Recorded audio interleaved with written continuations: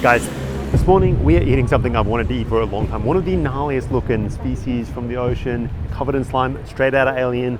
There's one sitting right in this display case here. Let's check it out.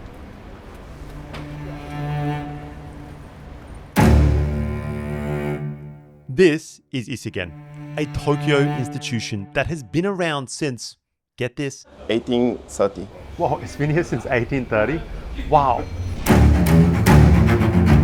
Over a century dedicated to mastering just one ingredient, monkfish. It is a do not miss spot if you are a foodie who finds themselves in Tokyo. How many monkfish do you cook every day? 10から15ぐらい。 10 to 15. 10 to 15. Wow.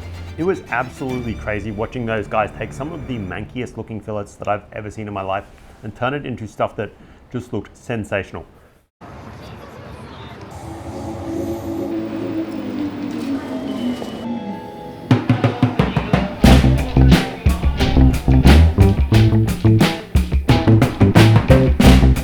Roll up early, just as Tokyo is waking up to catch the day's main attraction arriving.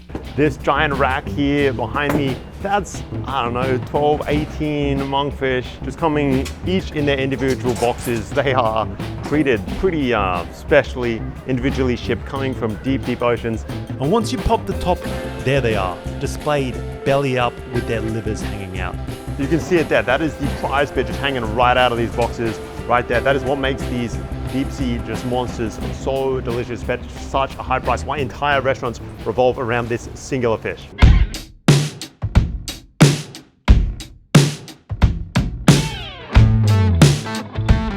Alright, that might be the gnarliest fish I've ever seen. The craziest thing is just absolutely covered in this kind of like sticky white liquid.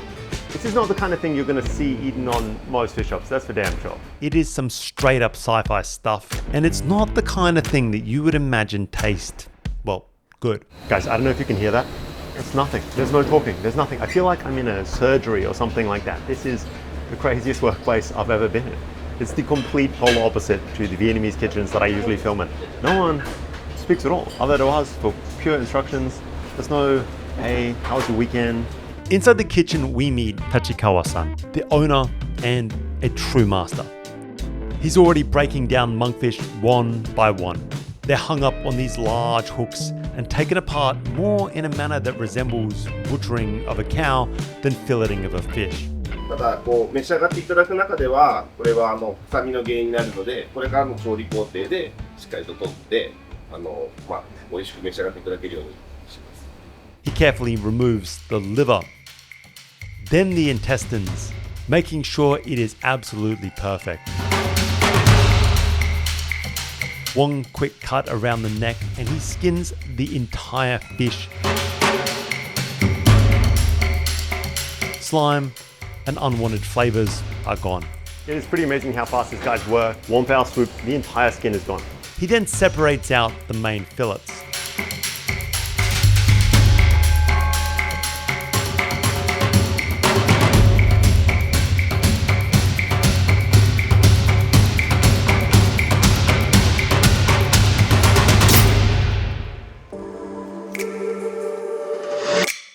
One absolutely crazy thing is how little waste there is from this fish.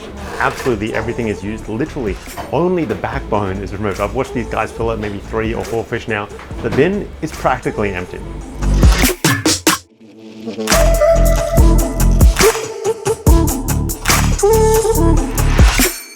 The fillets are first blanched in boiling water to help firm up the flesh, then transferred to a basin where they are washed thoroughly to ensure a nice clean flavor. The fillets themselves have a sort of thin membrane. This is removed and the prime cut is separated off. That is going to be used for karage. The rest is cubed and is saved for hotpot. As a lifelong fisherman, I could only dream of having knife skills like this. I mean, Jesus. The way they're able to turn this manky fish with kind of awkward proportions into just exquisite fillets is insane. So filleting done, this one long, gorgeous fillet right there is going to be used to produce the karage. Wow, the sort of slightly messier office, that is for the hot pot. For the karaage, the wok is heated up. Monkfish pieces are lightly battered and fried to a golden perfection. For the hot pot, veggies and herbs are prepared in no time and mixed with offcuts, fillet, and even parts of the intestines.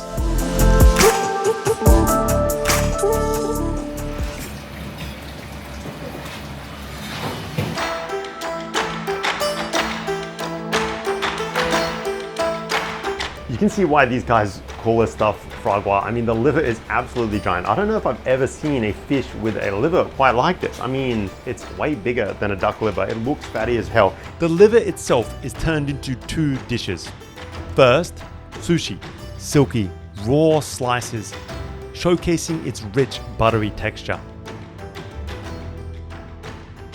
The next is steamed, then left to cool and firm up, and cut into wide cubes that look like gourmet butter. They have a sort of orange and a white texture.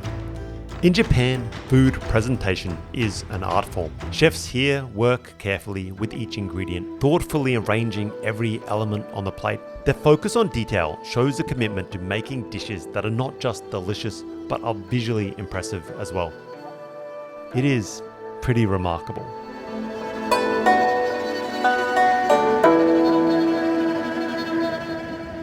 So what's the big deal with monkfish anyway? These things are deep sea creatures. They hang out up to 1,000 meters deep and look just ghastly. They use this little lure on their heads to attract prey before swallowing them whole with those just massive mouths. The liver is huge. It makes up about 20% of the fish, and it is prized for its creamy, umami-packed flavor. In Japan, it is a delicacy that is often compared to the finest of foie gras. Is there anybody that is kind of put off by the appearance here, or is it just not an issue? 家庭をね、こう知ってもらいたいなと思いますね。I think the people who come here are really interested in like what the monkfish looks like and how that's turned into like dishes. So he even said they have like a showcase. He wants people to know kind of like how the monkfish is turned into all these dishes. So in regards to like the appearance wise, I think people who come here are more fascinated rather than kind of disgusted. Than put off. Yeah, like it's almost like a selling point of the fish. With its celebrated liver and exquisite flavor profile, monkfish has held a coveted place in Japanese cuisine for centuries. Is there any other fish that has a liver quite like this? 魚っていうのは他にないですし、In regards to like the size of the liver and stuff, I think monkfish is really, There's no other comparison. there's no other comparison. Wow. Among Japan's most esteemed seafoods, it stands in a class as exclusive as bluefin tuna or the famed poisonous fugu. It is prized for both its taste and its culinary legacy. To dine on monkfish is to savor the height of Japanese culinary tradition.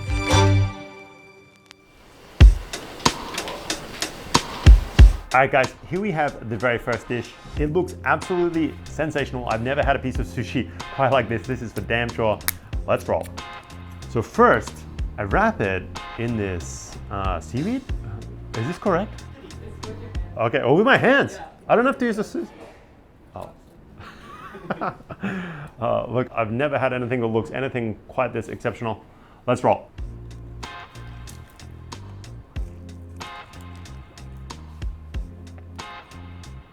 That is one of the most crazy sushis I've ever had in my life. It is obviously being like a liver, an uncooked fish liver. It just has this incredibly smooth, creamy texture to it. There is absolutely no fishiness at all. If you tried that, you would have absolutely no idea that that came from a fish. I promise you. See what's up next. I think this is just essentially now the straight up liver. I mean, it really looks absolutely sensational. I barely want to touch this stuff. I'm worried my chopsticks are going to break through that entire thing. That is just absolutely gorgeous looking. And then I'm just going to shove this whole thing in my mouth. Oh wow. Dude, that is the craziest thing ever. Oh my God. That is like nothing I've ever had in my life. If anything, I would compare this to maybe like an incredibly creamy butter. There is a subtle hint of fishiness, and then you have this almost a tiny hint of citrusness, I think, from the sauce. Absolutely unbelievable. Really, that is an unworldly experience. Let's go for the second one. There's no way you need to chew with this. It just kind of squishes through in your mouth. The lightest texture of any liver I've ever had in my life. If you are ever in Japan, I'm telling you, this is a do not miss dish. Ah, wow. Karage. Okay. All right, maybe now the far most Western familiar or the most approachable thing, it really just looks like super high-end fish and chips. This is the karage fillets from that monkfish. First one, I'm gonna try and eat straight up, and then we're gonna go for a little bit of lemon and lime. That is a much firmer fillet than I thought. It still has that really nice white flakiness. It is not mushy by any means. I don't know what kind of otherworldly type flavor I was expecting, but for sure, this is the most familiar dish within this setup. Let's try one with a little bit of lime and a bit of this salt. And let's go. Nothing out of the ordinary here. Really, really good fish and chips without the chips. Sensational stuff. Good idea. I've never had a mini hot pot like this. This is so good. Usually, hot pot is something that I secretly despise within Vietnamese culture, but here, this hot pot, I mean, come on, look at that. That looks exceptional. I see another bit of the foie gras. They haven't skimped on this. That's really good. We have some some more of the gelatinous-y skin. There's some noodle in there, like almost like a vermicelli. All right, first, let's go for some of this broth on its own. Wow, yeah, that is strong and rich and salty. There is a subtle bit of that fishiness in there, but really you could compare this almost to like a beef broth. I think it's been given a lot of that meaty flavor from all of the mushroom that's gone into there, the different parts of cartilage. It is unreal. So we'll try some of this hot potted meat. We'll get some of the sauce in there. So there's a mix. Here we go, the meat with the noodle.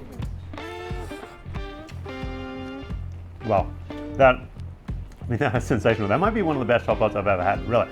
The flesh is still incredibly firm after being cooked away in that broth like this. I thought that it would be just flaking apart by now, just absolute mush. Right now, we need to try some of this hot potted liver. Because again, this fish really, it's all about the liver. I have one piece of what I believe to be the liver, another piece of tofu. No, that's just pure tofu. My liver experience is over. No! All right, let's look for a little bit of this, what I believe to be like almost like the skin of the fish. There's still a few more meaty bits of that. And the skin has been pretty carefully prepared because, again, this sort of creature excretes like a alien-like substance under its skin. That is the bit that is not going to taste good about the fish. Everything else is great, so we'll go for it. It has a really gelatinous flavor. Yeah, I mean that has real true to it. This is almost like a pig's ear. That is crazy. There are a couple of bits of the liver, so let's try that. Wow, oh my God, that is crazy. I mean, especially the liver now has taken on so much more of that flavor. It is completely different when you eat it in this hot pot like this. It has, again, a really strong, rich flavor now. It's taken on an almost really fishy or meaty vibe. There's an intense amount of saltiness to it, completely different from eating it in this sort of sushi form or just straight up.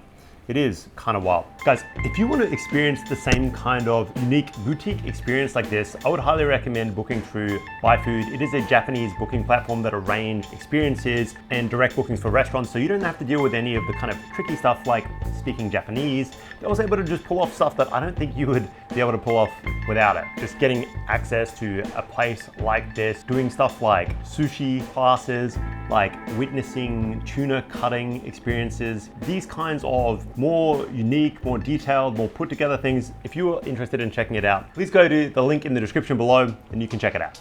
Tachikawa-san. Okay, thank you very much, man. The meal was amazing. Why do the Japanese people like the monkfish so much? You could get monkfish from the north to the south of Japan, so it's like a very familiar fish. Each part of the fish is really delicious, and so I think that's another reason people really like it here, because we can use all aspects of the fish. I noticed that there was almost nothing left, just the backbone is waste. Everything else gets used. The liver is the most expensive. So the liver is what's sought after, right? That's like the specialty of this fish. How long have you had this restaurant for? 1830. Wow, it's been here since 1830? Wow, how long have you run it for? 15年. 15 years? 15 years? 7th generation. 7th generation. Wow, that's incredible, man. in the future, like he wants a lot more people to know like the monkfish and the dishes and like the flavor and all that. That's kind of what he's working really hard for right now, for other people, like even from abroad, to know about like the monkfish. Well, hopefully we can help with that, right? Because really it was very good. The following generations, where does it go from here? なんか誰か興味持ってくれたらいいな。 So he has three daughters, and he's hoping one of them will take interest in the family business. That would be great, yeah. I think that's really strong. Okay, thank you very much. The meal was excellent. Guys, I have got to admit, I was kind of thinking that this was going to be, I don't know, a little bit of a letdown. It's an ugly fish, you know. That might have been one of the most sensational things that I have ever eaten in my life.